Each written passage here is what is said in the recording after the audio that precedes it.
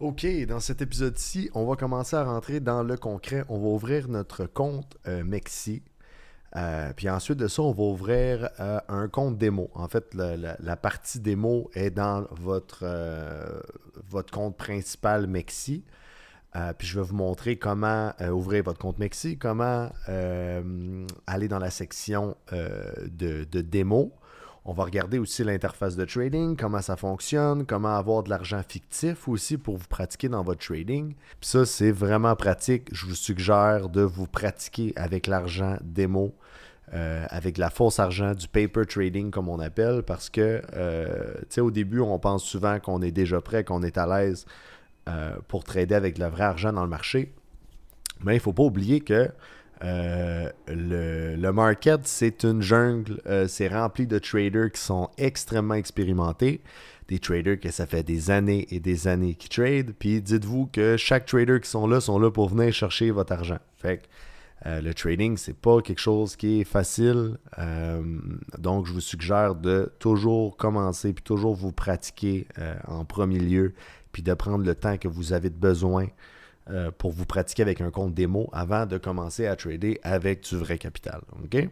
Donc, la première des choses, l'exchange que j'utilise, Mexi, c'est un exchange qui n'est pas KYC. OK? KYC. KYC qui veut dire en anglais Know Your Customer. Il y a certains exchanges qui sont obligés par rapport à certaines juridictions à travers différents pays, et ainsi de suite, d'impliquer ça. Moi, personnellement, avant, je tradais sur Bybit. J'ai été durant des années sur Bybit et Bybit, depuis quelques mois, est devenu KYC et au Canada, ce n'est pas disponible Bybit pour les résidents du Québec puis de l'Ontario. Donc, vu que je ne peux plus trader sur Bybit, à moins que j'envoie mes informations personnelles avec mon lieu de résidence, bien évidemment, je ne peux pas trader sur Bybit. Donc, j'utilise Mexi parce que Mexi ne sont pas KYC. Ils ne t'obligent pas à être KYC. Tu peux trader sans qu'il y ait besoin de tes informations personnelles. Okay? C'est ça qui est un des avantages avec la crypto-monnaie, c'est que c'est un petit peu plus libre. Il y a moins de check-up, comme on pourrait dire. Okay? C'est plus libre. Euh, mais sur Mexi, ce que je me suis rendu compte, c'est que moi, j'ai pu créer mon compte sans problème, malgré le fait que je réside au Québec, que j'ai une connexion Internet, une adresse IP du Québec. Sauf que je me suis rendu compte que ces derniers temps, maintenant, quand tu essayes de créer un compte sur Mexi, puis que tu es au Québec, à certaines places, c'est pas pour tout le monde que ça fait ça. Certaines personnes que j'ai remarqué que ça faisait ça, ils disent que tu ne peux pas créer de compte vu que tu es au Québec. Donc, on a deux solutions qui s'offrent à nous. Soit que on passe par un VPN ou qu'on va dans un autre exchange qui est supporté ici au Québec puis en Ontario. Mais je vous le dis, il n'y a pas beaucoup d'exchanges qui sont disponibles au Québec, en Ontario. En tout cas, pas des exchanges qui offrent un aussi bon service que Mexi. Pourquoi j'utilise Mexi, c'est que c'est extrêmement rapide, c'est super fluide, il y a beaucoup de liquidité, donc il y a beaucoup d'ordre dans le limit order. Ça respecte bien les prix, il n'y a pas de wick ou de mouvement weird. C'est rapide pour faire des transferts.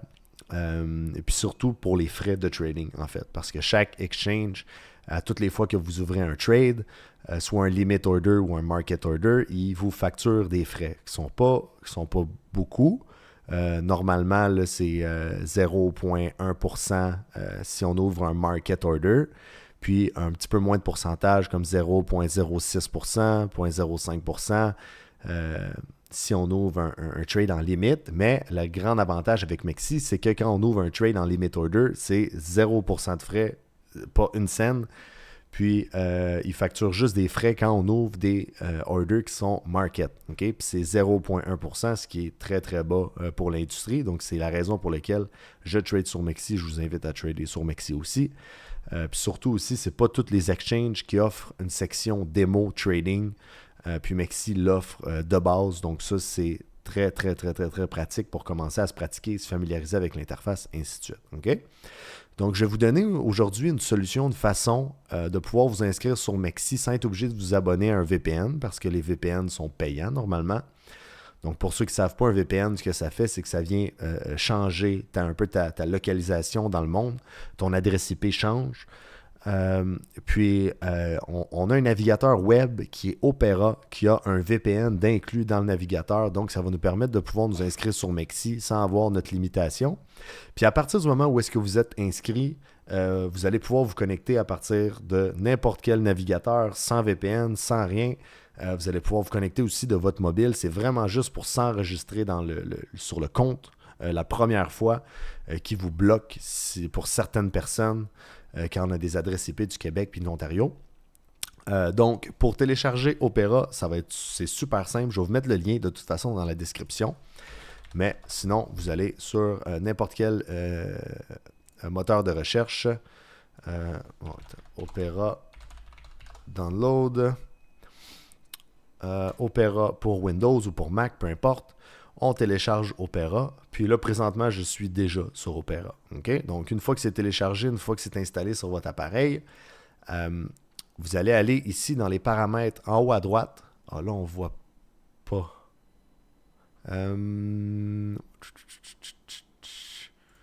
OK. Je vais vous le dire où aller exactement, là, parce que là, moi, je vois une fenêtre apparaître ici, mais vous ne voyez pas cette fenêtre-là là, à cause de mon enregistrement. Mais une fois que vous cliquez sur ce petit onglet-là qui est ici en haut à droite, il y a un menu qui s'ouvre sur le côté. Puis si vous descendez en bas complètement, il y a une option qui dit, la dernière option en bas, Go to Full Browser Setting, pour aller dans les paramètres complets du navigateur. OK? Une fois que vous êtes sur cette section-ci, vous allez aller à gauche ici dans Feature, qui est le troisième onglet. Puis vous avez ici le feature qui est VPN. Tout ce qu'on a à faire, c'est l'activer ici avec le petit toggle. Puis à partir du moment qu'on active ça, on a un petit onglet ici qui apparaît, qui est marqué VPN dessus. Quand on clique dessus, ça nous dit que présentement, on est sur un VPN, on est localisé en Asie. Okay? Puis ça peut changer, ça peut être random pour tout le monde. C'est sûr que la vitesse de l'Internet va réduire un petit peu le temps qu'on va faire l'enregistrement. C'est normal parce qu'on est sur un VPN, mais c'est juste pour faire notre enregistrement. Ensuite de ça, dans la description, il y a le lien Mexi. Okay? Donc, on copie le lien, on s'en va dans le navigateur Opera, puis on colle le lien ici. Okay? C'est un lien qui est affilié. Donc, quand vous connectez avec mon code, on a certains avantages qu'on va avoir éventuellement avec le groupe. Puis de cette façon-là, aussi, je le sais qu'éventuellement, en partenariat avec Mexi, on va pouvoir faire des petits tournois, des petites compétitions de trading. Puis pour avoir accès à ça, pour avoir accès aux compétitions, puis notre section à nous du groupe de la communauté, il faut absolument que vous soyez enregistré avec mon code affilié. OK? Donc, vous copiez le code dans la description, vous mettez ça ici, Enter. On va sur le site de Mexi. Là, comme on peut voir, c'est un petit peu lent vu qu'on utilise un VPN. Là, ça passe par l'Asie pour aller sur le serveur du site. Puis ensuite de ça, vous avez l'option de créer un compte. Donc, vous rentrez vos informations ici. Vous pouvez créer votre compte aussi à partir de Google, Apple, MetaMask, Telegram. Sinon, vous pouvez utiliser un courriel standard, ainsi de suite.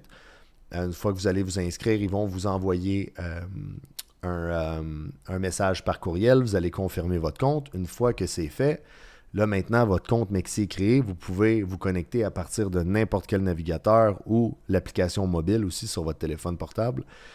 Donc ça, c'est pas un problème.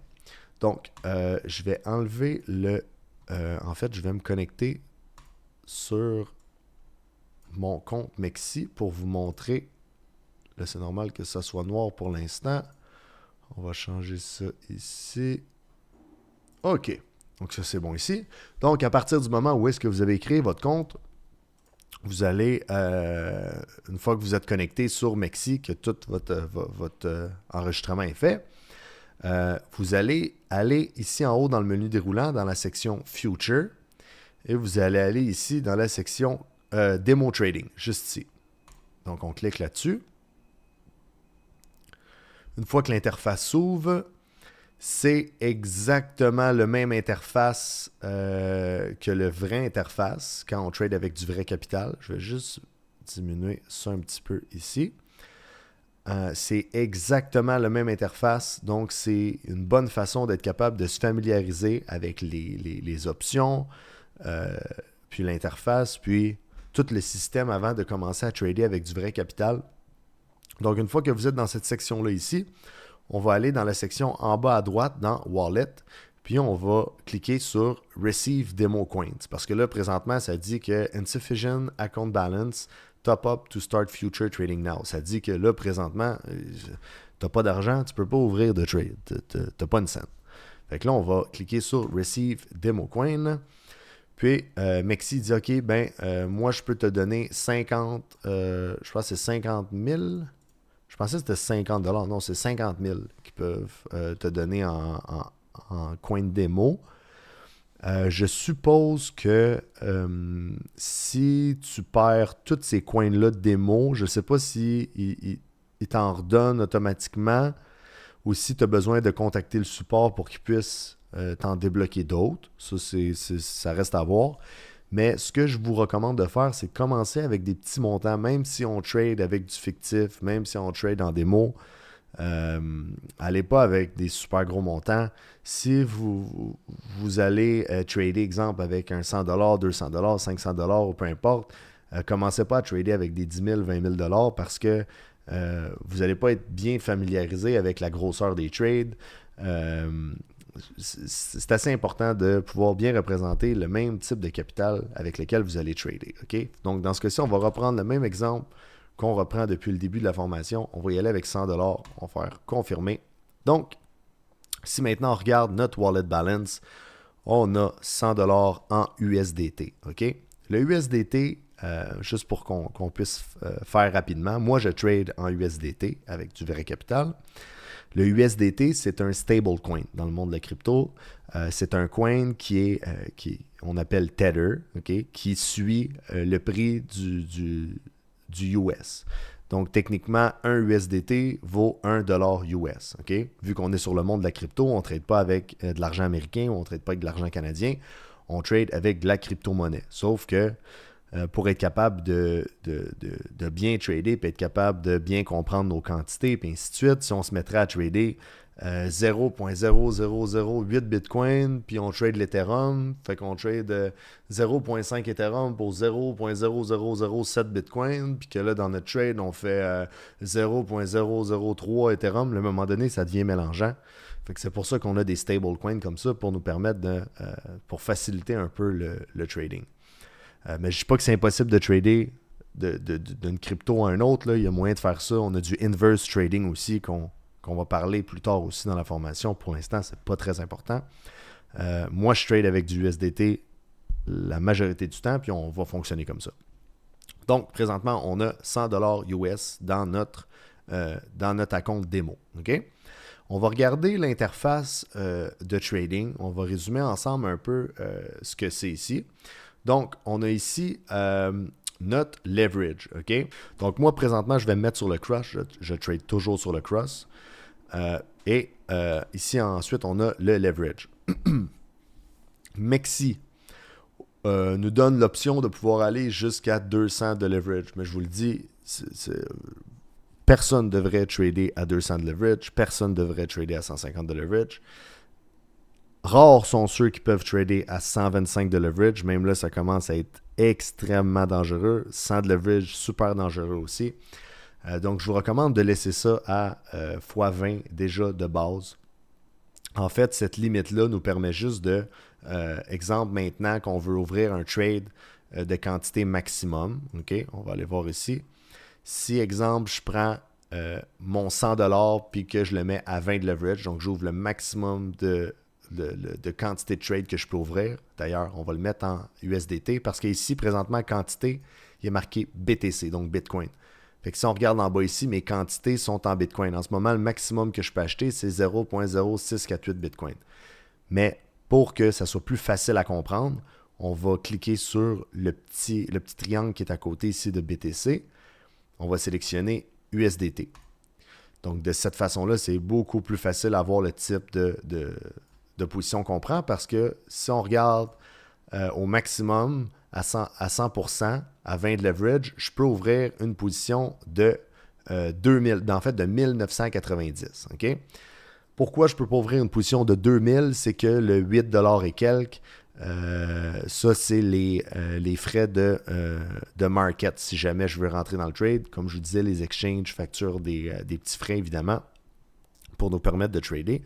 Mais on voit ici la quantité que je peux ouvrir. Si jamais j'augmente mon levier, puis disons qu'on y va à 100 de leverage, bien là, à 100 de leverage, je pourrais ouvrir, si je voudrais, une position de 9800 US. Puis la différence, en fait, c'est pas les frais, là, parce que ça fait pas de sens. Là. Même à 100 de levier, c'est pas 200 piastres US de frais. Là. On peut même le calculer. Là. Je vais vous dire c'est combien, là, pour vous donner un exemple. Là. Même à 100 de leverage, là, on va dire 9800 US fois 0,1%.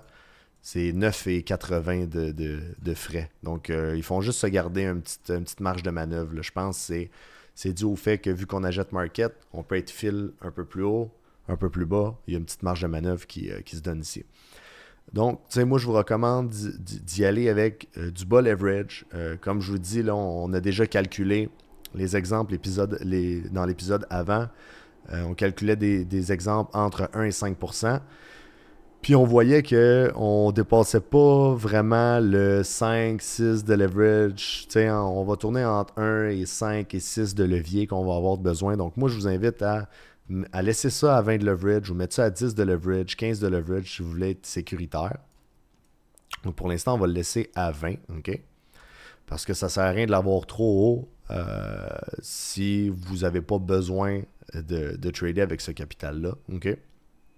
Donc ici, pour faire rapidement, on a deux options qui sont super importantes. On va voir les autres options plus tard, mais pour l'instant, on va vraiment se concentrer sur ces deux types d'options-là. Donc, on a le limit order, comme je vous disais, qui est un order qu'on va ajouter à l'order book. Puis on le voit ici, le order book. Il est beaucoup plus simplifié que ce qu'on voyait tantôt dans Bookmap.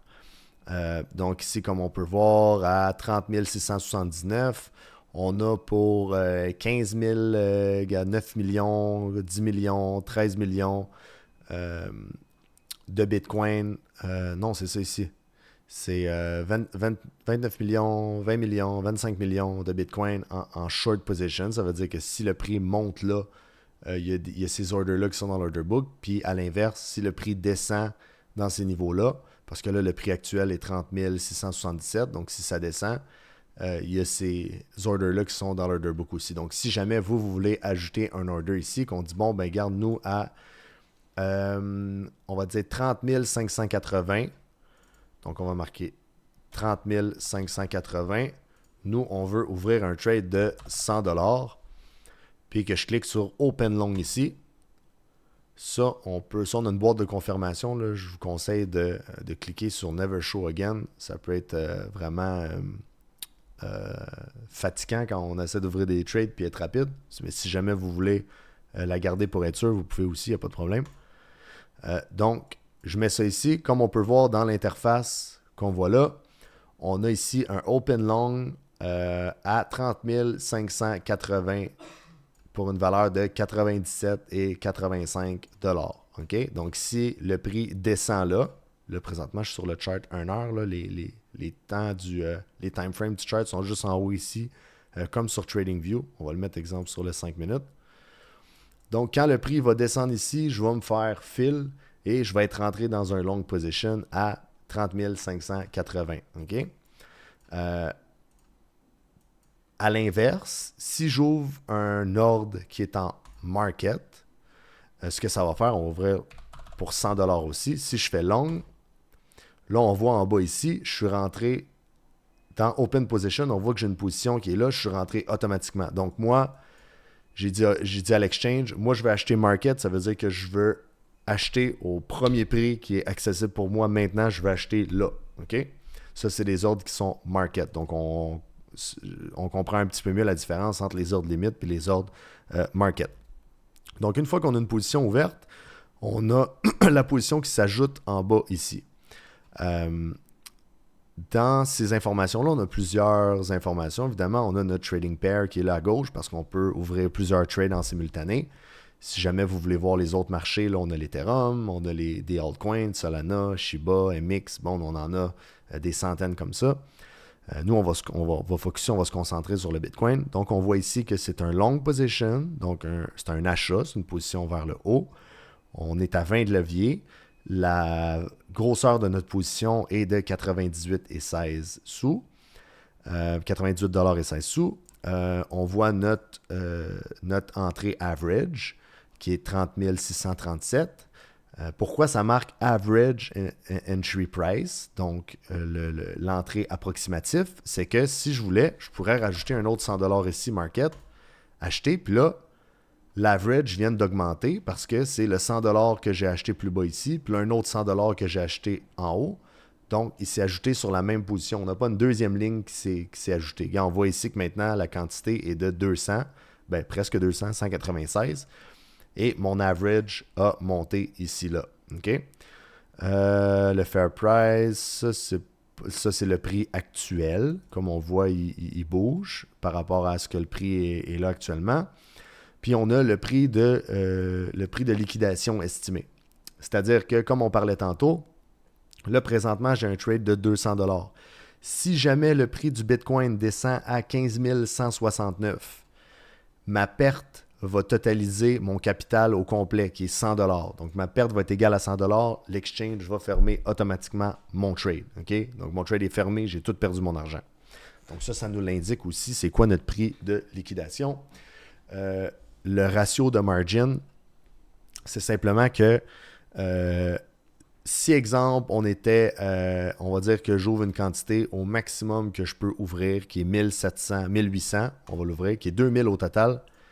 OK, là, c'est 8% parce que je ne suis pas à maximum de leverage. Mais disons que j'ai maximisé mon leverage, j'ai tout maximisé, puis que j'ouvre le maximum de positions que je peux.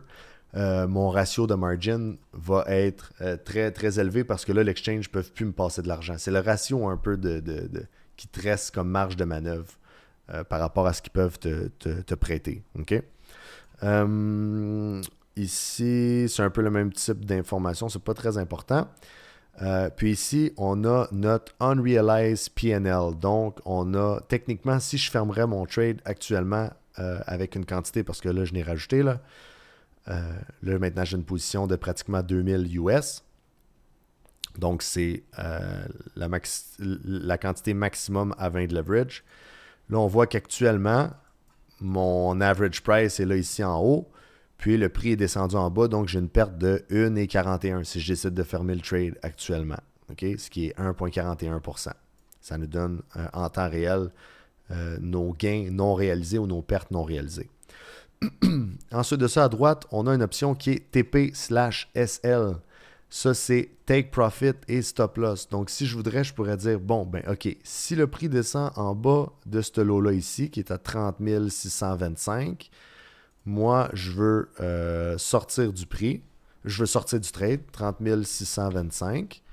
Donc, vois-tu, même l'exchange me dit ici, si jamais avec la quantité que tu as, si le prix descend là, puis que ton stop loss trigger, qu'on sort du trade, tu vas avoir une perte de 4,71 qui est moins 4,72%. OK?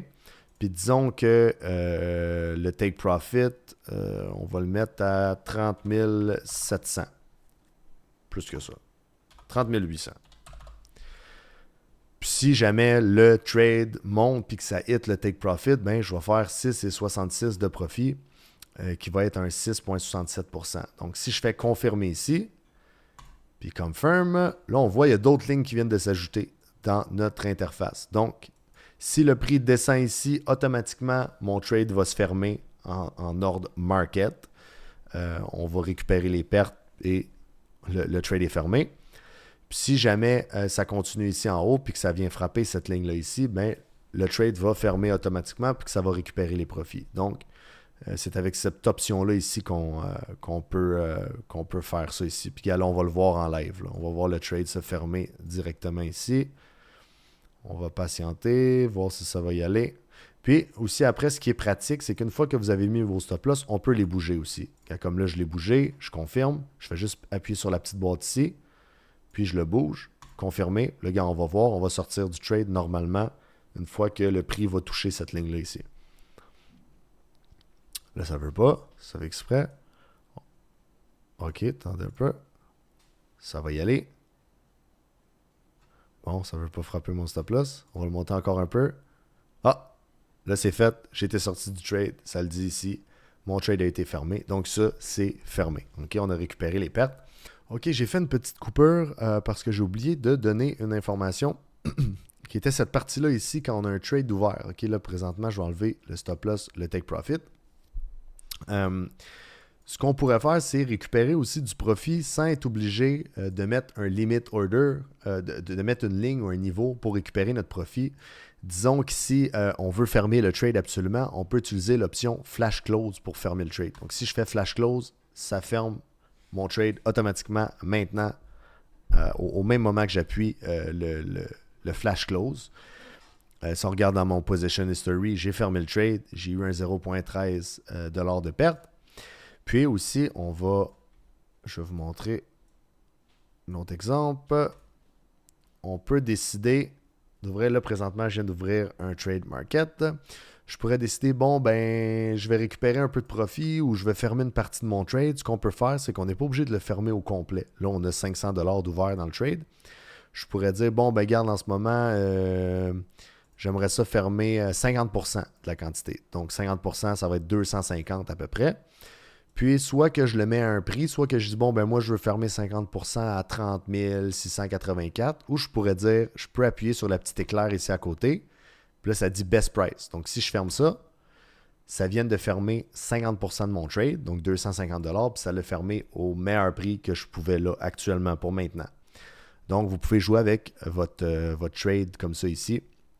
Ce bouton-là ici, Reverse, je ne l'ai jamais utilisé. Ça, c'est ici, exemple. Là, présentement, on est dans un short de 250 $. Je pourrais faire reverse, puis ça va fermer mon short, puis ça va ouvrir un long de 250 $. Personnellement, j'ai jamais utilisé ça. J'ai pas ça dans ma stratégie, mais c'est à ça que ça sert, ce bouton-là, c'est ça que ça fait. Puis, on a d'autres onglets ici. Là, on est sur l'onglet Open Position. Donc, si on voit nos positions qui sont ouvertes, là, on n'en a plus présentement. On a l'option qui est Open Order, c'est-à-dire que si jamais je mets un Limit Order ici en haut, on va dire à 30 766. Donc, je vais aller sur l'option Limit. 30 766, on va dire que je veux shorter pour 100 $. Donc, mon Limit Order est ici. Comme là, on peut remarquer, dans mes Open Order, j'ai rien présentement. J'ai pas ouvert, j'ai pas d'ordre actif. Mais j'ai un ordre qui est en attente, en Limit Order, qui vient d'apparaître dans Open Order ici. Donc, on a les Limit Order. On a les take profit, stop loss, comme dans l'exemple précédent où est-ce qu'on avait notre stop loss et notre take profit. Il aurait apparu ici. Puis, qu'est-ce qui est des trailing stop, trigger order, on les regardera pas tout de suite. Ça, c'est un petit peu plus avancé. C'est pas très important pour l'instant. Donc, ça, on va retirer notre ordre ici. Donc, ça, on a enlevé notre ordre. Ça, on n'est pas rentré dans un trade. On a juste mis un ordre dans l'order book. Puis le prix, il n'est pas allé jusqu'à là pour nous filer. Donc là, on a juste retiré notre ordre. Ça, vous pouvez les retirer comme vous voulez.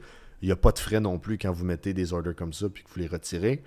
Les frais sont seulement qu'une fois que vous embarquez dans le trade. Puis avec Mexi, vous n'avez pas de frais sur les limit orders, ce qui est merveilleux. Vous avez seulement que des frais sur les market orders. Quand on décide de, disons ici, je rentre dans un trade de 940 $, je short. Là, Mexi m'a facturé des frais pour pouvoir faire ça, ce qui est 0.01%. 0.1%. 0.01? 0... Non, 0.1%. Non, 0.01. Il est marqué ici. Il est marqué juste là. Maker, 0%. Taker, 0.01. Maker, c'est les limit order. Taker, c'est les market order. Okay, donc là, on va fermer notre trade. On va dans Open Position. On va le fermer parce que c'était juste un exemple. Puis, on a aussi l'onglet Position History. Comme là, on voit, on a pris 2 trades. On a pris notre premier qui était un long position, qui était d'une quantité de 1992. Là-dessus, on a perdu 3,57. Si on clique sur la petite flèche comme ça ici, on a un beau petit Share My PNL. Ça, vous pouvez partager ça à vos amis. ou dans le Discord, tu sais, hey, j'ai perdu 3%. Bon, c'est rare qu'on envoie des rouges comme ça, là. La majorité du temps, quand les gens le partagent, c'est quand ils ont fait des bons coups, des bons trades. Puis ça ressemble pas mal à ça. Le order history, ça, on voit exactement tout ce qui s'est passé. Fait que si vous avez mis un limit order puis que vous l'avez cancellé, toutes les actions que vous avez faites, comme on voit au début, qu'on a ouvert un trade de 97$. Non, c'est ça. C'était un limit order. Ça a été cancellé. Donc, on n'a pas eu de frais. On n'a pas eu absolument rien. Ensuite de ça, on a ouvert un trade en market. Là, on a eu des frais. On a ouvert 98$. On a eu 0.009 sous de frais. On a rajouté sur notre en market ici. On a rajouté un autre 98$. Donc, ça, c'est vraiment l'historique de toutes les actions que vous faites sur votre compte. OK? On a aussi l'option Wallet ici qui revient exactement à la même chose que vous voyez en bas à droite ici. Puis, un dernier détail aussi. Ça se peut que quand vous arrivez sur Mexi, que vous ayez ce chart-là ici. C'est possible que vous voyez ce chart-là. Moi, je vous recommande d'utiliser TradingView. Il y a une petite option ici. Parce que TradingView, c'est exactement ce qu'on utilise, nous, pour faire nos analyses. Donc, si le chart est fait de la même façon, ça, c'est le chart de Mexi. Ça, c'est TradingView. Donc, c'est un petit peu plus facile. Puis, il y a une autre option aussi qui est super intéressante, qui est ce petit onglet-là ici.